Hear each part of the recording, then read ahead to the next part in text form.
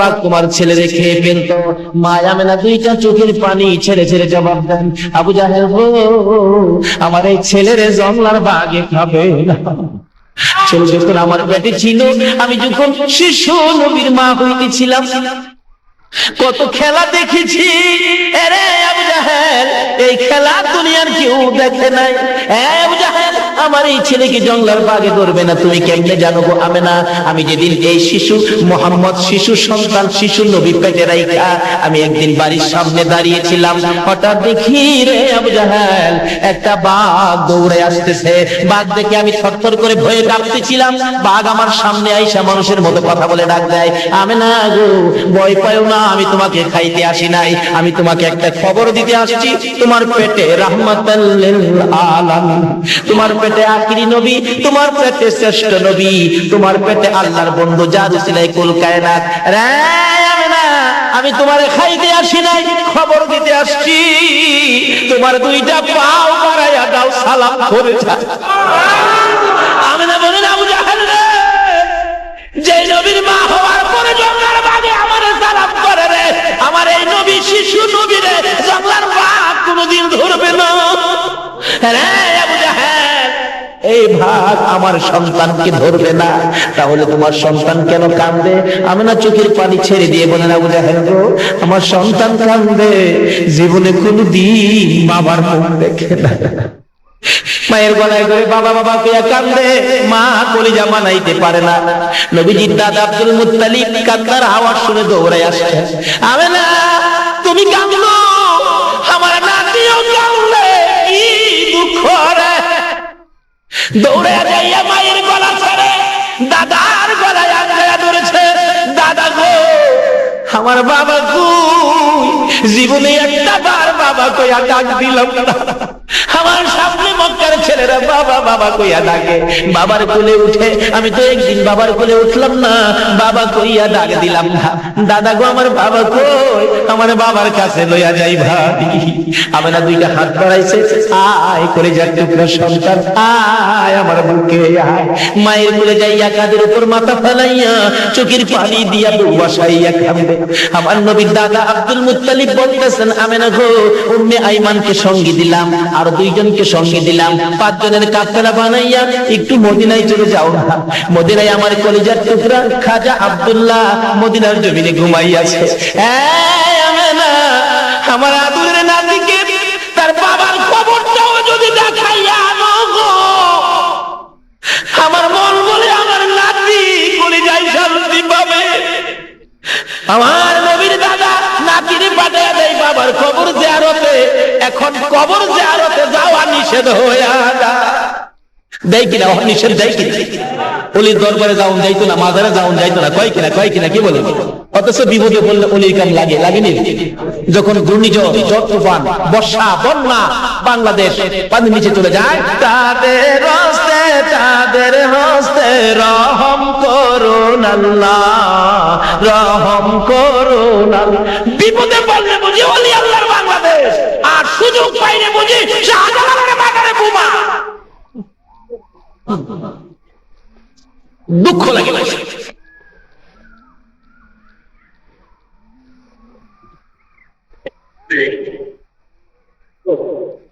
এই বাংলাদেশ অলির দেশ, বলুন কার দেশ? শত শত অলি, তার মধ্যে চট্টগ্রামবাসী আপনারা, আপনাদের জীবন ধন্য। বাংলাদেশের মধ্যে সবচেয়ে বেশি অলির খেলা হলো চট্টগ্রামে, দ্বিতীয়ত অলির খেলা হলো সিলেটের জমিনে। দুইটা জমিনে অলির খেলা, যেহেতু পাহাড়ি এলাকা, আল্লাহর অলিরা নিরিবিলি থাকতেন, আল্লাহকে ডাকতেন, বন্ধুত্বের রশি আমার আল্লাহর সাথে লাগাইতেন নবীর দেওয়া রাস্তা দিয়া। বলুন কার দেওয়া রাস্তায়? বন্ধু ছিলাম দয়ার নবী, মায়ার নবী, 5 জনের কাফেলার সঙ্গে দাদা আব্দুল মুত্তালিবের নির্দেশে মার কুলে হয়ে উঠে মার গলায় ধরে রওনা করলেন মদিনায় যাবে বাবার কবর জিয়ারতে। বলুন কার কবর জিয়ারতে? কোত্থেকে শুরু হয়ে যায়? যাইতে যাইতে যাইতে যাইতে মক্কা নগর পার হইয়া মদিনায় যাইয়া গো আমেনা আব্দুল্লাহর কবরের পাশে যাইয়া কবরটা দেখে দূর থেকে কাঁদছে, হয়তো আব্দুল্লাহর কবর দেখা যায়, হয়তো আব্দুল্লাহর মাজার দেখা যায়। আমার নবী 6 বছর বয়স, মার কুল থেকে মায়ের চোখের পানিগুলো মুছে মুছে প্রশ্ন করেন, মা মা গো, ওইদিকে তাকাইয়া তাকাইয়া কেন কাঁদো? আমার নবী তো আর কোনোদিন বাবার কবর দেখে নাই, মা কেন কাঁদো জানতে চাই। আমানা জবাব দেন, বাবা মুহাম্মদ, ওই যে কবরটা দেখা যায়, এই কবরের মধ্যে তোমার বাবা খাজা আব্দুল্লাহ ঘুমাইয়া রয়েছে। আমার নবী বলেন, মা আমার কুল থেকে নামাইয়া দাও না। মায়া মানে বলেন, আমি যখন 6 বছর বয়সে শিশুর নবীকে আমার কুল থেকে নামাইয়া দিলাম, একটা দৌড় মারছে, বাবার কবরের উপরে যাইয়া পড়ে গেছে।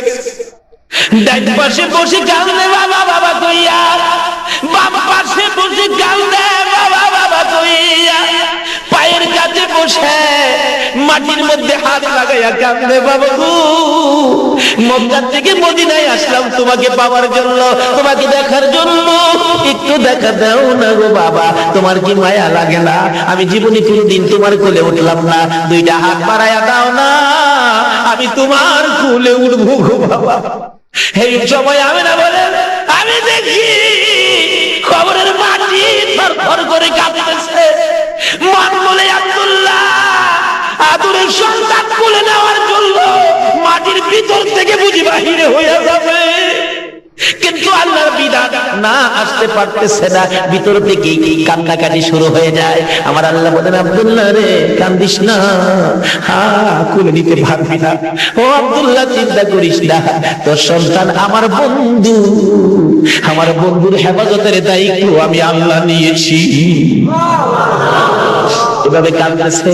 আমার আল্লাহ বলেন, বন্ধু বাবার কবরের পাশে কাঁদো, আমি আল্লাহ দেখেছি বাবার কবরের পাশে কাঁদো, তোমার কান্নাটুকু আমি স্মৃতি করে রেখে দিলাম, তোমার কান্নাটুকু প্যাকেট করে রেখে দিলাম কিয়ামত পর্যন্ত। এইভাবে যদি তোমার কোনো উম্মতেরা বাবার কবরের পাশে যাইয়া কাঁদে, আর এক ফোঁটা চোখের পানি বাবার জন্য যদি আমাকে দেখাইতে পারে গো বন্ধু, কথা দিলাম তোমার চোখের পানির সাথে মিলাইয়া ওই সন্তানের বাবার কবরের আযাব আমি মাফ করে দিব। শিক্ষা দিয়ে গেলেন নবী, বাপ মার সাথে দুনিয়াতে শুধু একমতই নয়, বাপ মার সাথে আরো কত কিছু করতে হবে। আসুন সামনে বাড়ি, বাপ মার সাথে যদি বেঈমানি হয়, নাফরমানি হয়, সব শেষ, বরবাদ। দয়ার নবী, মায়ার নবী, অনেক লম্বা ঘটনা, শুধু এই জায়গার মধ্যে ওয়াজ করলে 2 ঘন্টার ব্যাপার।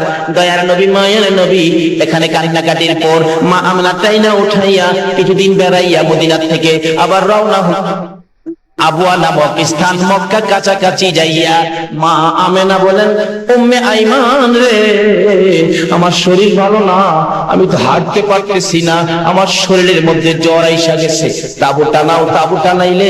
দয়ার নবী, মায়ের নবী মায়ের পাশে বসা, মা একটু পরে পরে সন্তানের দিকে তাকায়। আমার নবী জিজ্ঞাসা, মা গো, বারবার কেন আমার দিকে তাকাইয়া থাকো? আমেনা বলেন, বাবা গো, আমার মন বলে গো আমি বাঁচবো না। আমার নবী আমদা গলায় ধরেছে, মা বাবার ব্যথা কলিজা মানে না, তুমি যদি না বাঁচো, দুনিয়া থেকে বিদায় হয়ে যাও, আমি কার গলায় ধরে ঘুমাইব? না না, তোমাকে মরতে দিব না। আমেনা কান্দে, বাবা গো, না আমি বাঁচতে পারবো না, মন বলে আমি বাঁচবো না, মাথায় পানি দাও। একটু পানি যখন মাথায় দিলেন আমেনা বলেন, উম্মে আইমান রে, এই পানিগুলো আর খরচ করিস না রে উম্মে আইমান, আমার বাবার যদি পানির প্রয়োজন হয় পানি কোত্থেকে পাবি, আমার পানি দরকার নাই, আমার বাবা কই, আমার বুকে উঠাইয়া দে। আমার নবী মায়ের বুকে গলায় আনজায়া ধরে, আমার নবীর মা আমেনা 2টা গালে 2টা চুমুদি আমি বিদায় হইয়া যা। আমার নবী বারবার ডাকে, মা মা গো, আর মা জবাব দেয় না। 2 গালে চুমাইয়া চুমাইয়া আমার নবী কান্দে, মা মা কইয়া, মা জবাব দেয় না। মরুভূমির বালু কত করে গো মাকে জীবনের বিদায় করে দিয়ে আমার নবী কাঁদবে। আমার আল্লাহ বলেন বন্ধু গো, মাকে কবরের ভিতরে রেখে মার কবরের পাশে দাঁড়াইয়া কাঁদো, বারবার কবরের দিকে ফিরে ফিরে চাও। এইভাবে তোমার উম্মতেরা যদি মায়ের কবরে যাইয়া কাঁদে রে বন্ধু, কথা দিলাম তোমার চোখের পানির সাথে ওই চোখের পানি মিলাইয়া আমি সন্তানের কান্ধার কারণে মায়ের কবরের আযাব চিরদিনের জন্য বন্ধ করে দিব। আমার নবী এই শিক্ষাটুকু আমাদের কাছে তুলে দিয়ে গেলেন, শিক্ষা দিয়ে গেলেন। আমরা মা বাবা দুনিয়া থেকে বিদায় হলে এইভাবে মায়ের কবরে যাব, বাবার কবরে যাব। আল্লাহ বলেন মায়ের কবরে বাবার কবরে চুপচাপ বসে থেকো না, এই দোয়াটা তোমরা কইরো। কি দোয়া? আল্লাহ যে শিখাইলেন, রব্বির হামহুমা কামা রাব্বায়ানি।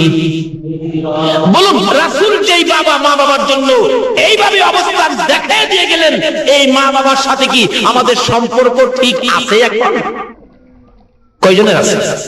আমাদের এলাকায় তো মাশাআল্লাহ বিয়া শাদী করাইলে মা কি জিনিস পোলাই চিনে না, আর বাবা তো দেখতেই পারে না। এটা বাস্তব ঘটনা। অথচ রাসূল বলছে মায়ের পায়ের নিচে কি জানি, আর একটু জোরে কোন, কার পায়ের নিচে? কোন মা? মা তো কয়েক কিসিমের আছে। যেই মা পেটে রাখছিল, যেই মা আপনাকে আমাকে প্রসব করতে যাইয়া 3 দিনের ব্যথায় জিহ্বা কামড়িয়া কুচকুচি করেছে, কারো কাছে কয় নাই, অসহ্য হয়ে ব্যথায় দাঁতি লাগিয়া গেছে, জ্ঞান হারা।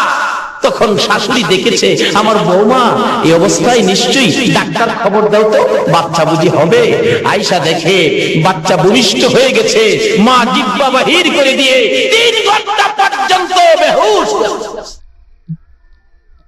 আমার নবী বলেন উম্মতেরা রে, এই মার পায়ের নিচে তোমার জান্নাত।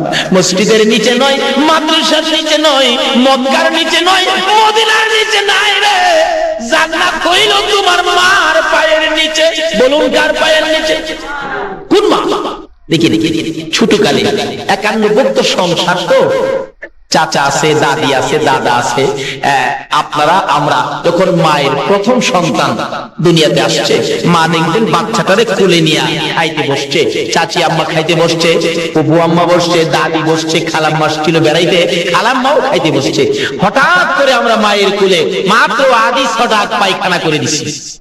করেন নাই মায়ের কোলে পায়খানা? আদি ছটাক।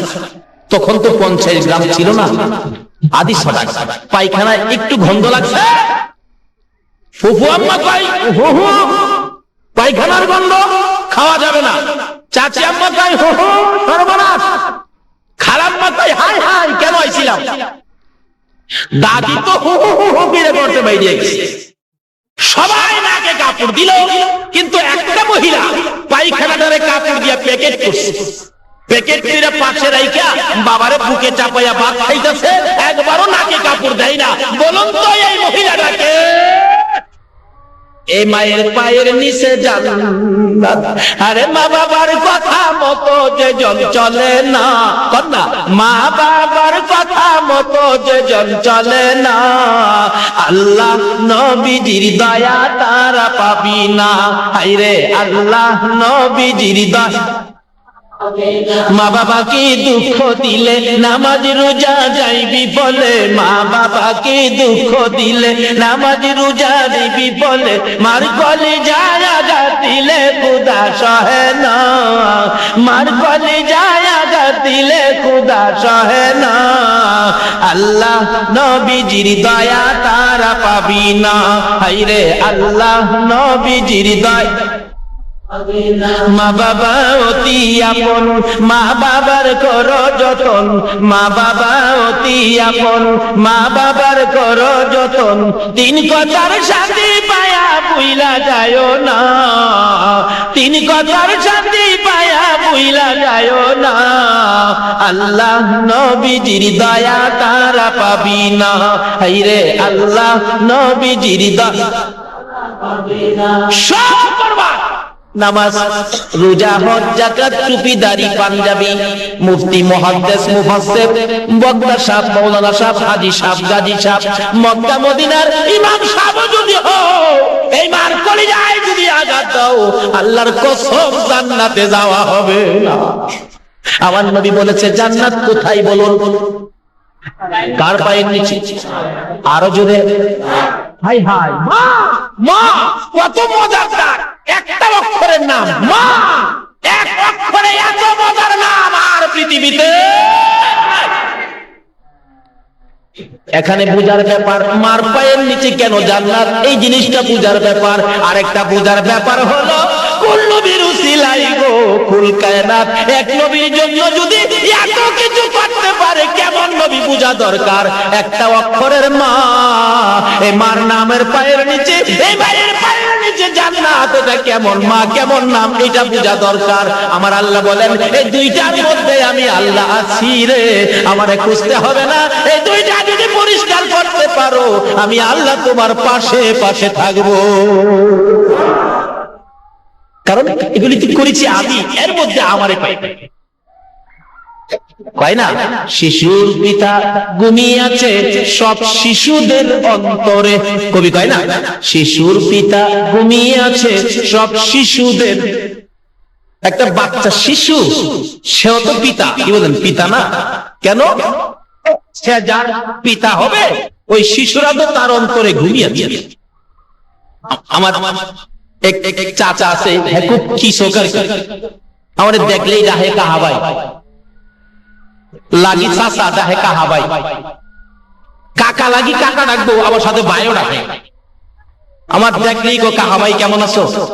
কাহাবাই বেটা বিয়া কি বলবে? আমি কাকাও লাগি আবার ভাইও লাগি, এটা কোনটা? কই মিয়া বুঝা লইছেন না তো? কি আপনি তো কাকা, আপনার মধ্যে আমার ভাই আছে না, অর্থাৎ আপনার ছেলে হইলে আমার ভাই হবে না? তা তো হবে, এই জন্য তো কাহাবাই রাখি। তাইলে কাহার মধ্যে যদি ভাই থাকে, মার মধ্যে যখন জান্নাত, জান্নাতটা কার? আল্লাহ বলেন এই জান্নাতের মধ্যে আমি। কাহার মধ্যে যদি ভাই থাকে, তাইলে আমার নবীর মধ্যে আছে কে? এইটা নাম নয়তো পাইবেন মুহাম্মাদুর সাল্লাল্লাহু আলাইহি ওয়াসাল্লাম, মুহাম্মাদুর রাসূলুল্লাহ। এই রাসূলের ভিতরে কে আছে? আরো জোরে কোন কে আছে?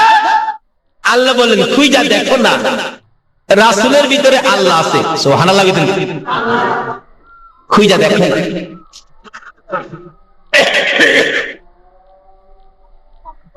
এখন বলুন নবীজি বলছে কার পায়ের নিচে জান্নাত? নামাজ পড়েন, মার সাথে সম্পর্ক ভালো না, নামাজে কাজে আসবে? রোজা রাখছেন, হজ করতে গেছেন, এক হাদি সাহেবের জীবনীতে পাইলাম উনি 40 বার হজ করতে গেছেন। 40 বার। কয়বার? চট্টগ্রামের মানুষ আপনার এরকম বড় লোক আছে না,